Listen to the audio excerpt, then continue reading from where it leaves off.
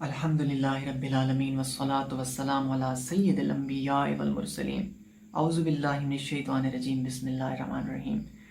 حضرت عثمان غنی رضی اللہ تعالیٰ عنہ اپنی زندگی کا ایک انتہائی خوبصورت اصول بیان کرتے ہوئے فرماتے ہیں کہ جب ایمان لے آیا میں، ایمان لانے کے بعد میں نے زندگی بھر اپنا سیدھا ہاتھ اپنی شرمگاہ کے ساتھ مس نہیں کیا۔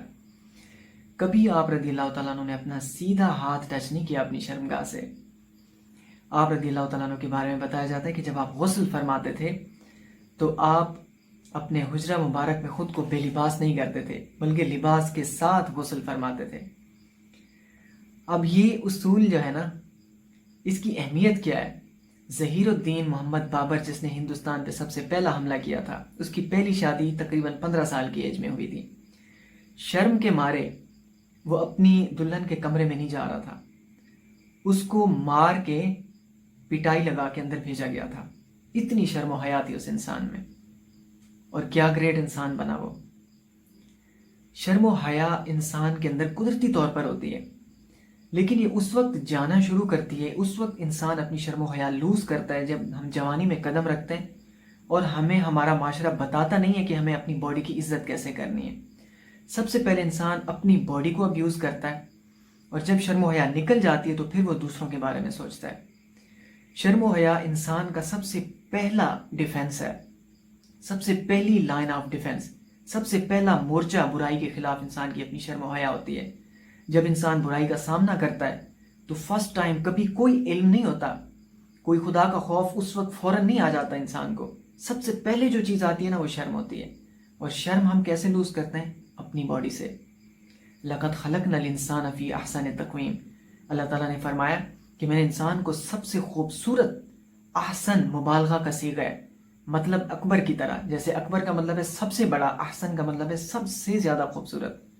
سب سے زیادہ خوبصورت کا ترجمہ پھر بزرگ یہ فرماتے ہیں کہ اللہ تعالیٰ نے انسان کو اپنی شباہت کے اوپر پیدا فرمایا، یعنی انسان اللہ تعالیٰ کی شبیہ کے اوپر بنا ہے۔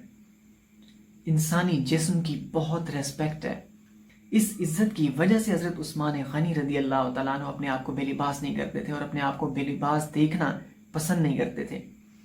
آج جب ہم اپنی صفائی کے لیے، طہارت کے لیے، غسل کے لیے واش روم یوز کرتے ہیں، تو اگر ہمیں اپنی حیا پیاری ہے تو حضرت عثمان غنی رضی اللہ تعالیٰ عنہ کے اس اصول پر ہمیں عمل کرنا چاہیے۔ ہم اپنا سیدھا ہاتھ مس نہ کریں، اور کیونکہ آج کل شاور کا زمانہ ہے، لوگ شاور کے ذریعے نہاتے ہیں تو کھڑے ہو کے نہا رہے ہوتے ہیں، حالانکہ بیٹھ کر نہانا، بدن کو سمیٹ کر نہانا سنت ہے۔ بالٹی کا استعمال زیادہ بہتر ہے، لیکن کیونکہ اب ایک ٹرینڈ ہے تو اس میں ہم کوشش یہ کر سکتے ہیں کہ ہم اپنے آپ کو دیکھیں نا، یا کم از کم اتنا انڈر گارمنٹ ہم یوز کریں کہ ہم اپنا سطر چھپا کے نہائیں۔ بعض اوقات صفائی کے معاملات کچھ ایسے ہوتے ہیں کہ ہمیں ضرورت ہوتی ہے مکمل طور پر انڈریس ہونے کی، تو پھر ہم یہ کوشش کر سکتے ہیں کہ ہم کم از کم اپنی باڈی کا، اپنی آنکھوں کے لحاظ سے پردے کا خیال کریں۔ ہم اپنی آنکھوں سے حد الامکان اپنا پردہ کریں، صرف ریسپیکٹ دینے کے لیے اس جسم کو، جس کو اللہ تعالیٰ نے ڈیزائن کیا ہے، اس باڈی کو جس کو اللہ تعالیٰ نے اپنی شباہت پر پیدا فرمایا۔